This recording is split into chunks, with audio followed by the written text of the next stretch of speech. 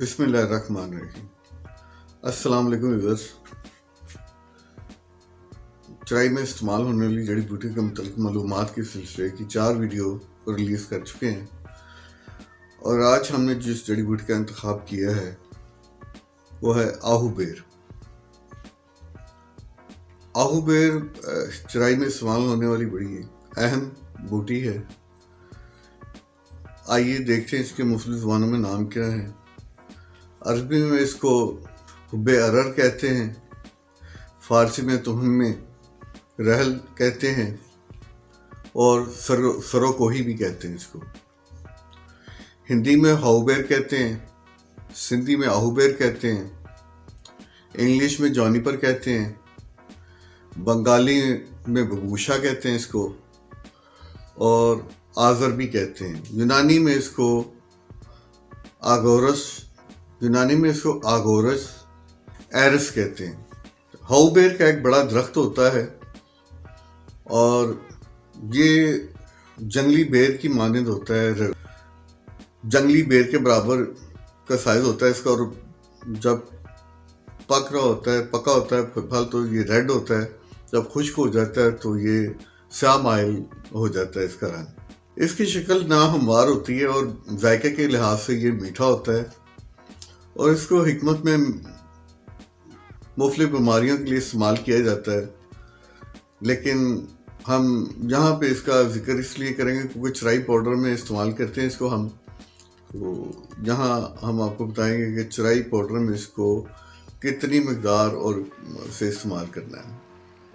How بیر کے اندر 4 بیج ہوتے ہیں، جیسے فالسی کے اندر بیج ہوتا ہے اسی طرح اس میں بھی بیج ہوتے ہیں، اور اس کا جو ہے نا آئل نکالا جاتا ہے، اور اس کا آئل جو ہے وہ اس کے آئل کو ہم اولیم جونیپر کہتے ہیں۔ یہ شراب کو معطر کرنے کے لیے استعمال کیا جاتا ہے، اور مزاج اس کا گرم اور خشک ہے۔ مقام پیدائش ہمالیہ سرحد اور بلوچستان میں بکثرت پایا جاتا ہے۔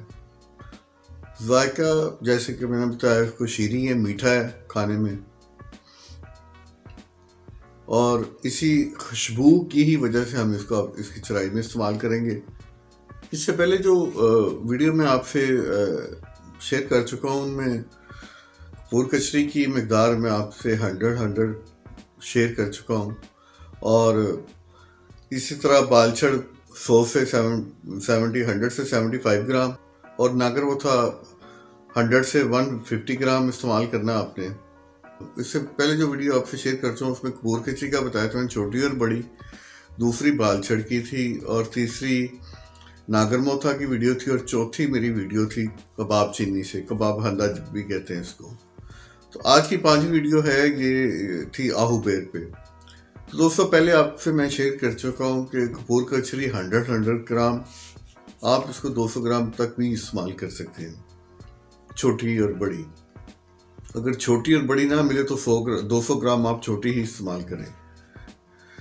اس طرح بالچھڑ میں نے آپ سے شیئر کیا تھا 100 سے 75 گرام آپ نے استعمال کرنا ہے، اور ناگر موتھا میں نے آپ سے کہا تھا کہ 100 سے 150 گرام آپ نے استعمال کرنا ہے، اور کباب ہندا میں نے 75 سے 100 گرام کہا تھا۔ اور یہ ہاؤ بیر جو آپ نے استعمال کرنا اپنی چرائی میں، یہ آپ 100 سے 150 گرام استعمال کرنا ہے آپ نے۔ دوستو چرائی کا میرا ریپیٹ کرنے کا مقصد یہ ہے، میں آپ سے بار بار یہ کہہ رہا ہوں کہ جب میری اس ویڈیو کو آپ دیکھیں تو یہ جو کوانٹٹی آپ سے میں شیئر کر رہا ہوں تو اس کو ذرا غور سے سنیں اور ذہن نشین کرتے ہیں، تاکہ آپ کے ذہن میں رہے کہ کس چیز کی کتنی مقدار ہم نے استعمال کرنی ہے۔ تو میرے دوستوں، جن دوستوں نے ابھی تک میرے چینل کو سبسکرائب نہیں کیا وہ سبسکرائب کر لیں، تاکہ میری آنے والی ویڈیو آپ تک پہنچ سکے۔ دعا میں یاد رکھیں، حماد رضا، فشنگ زون پاکستان۔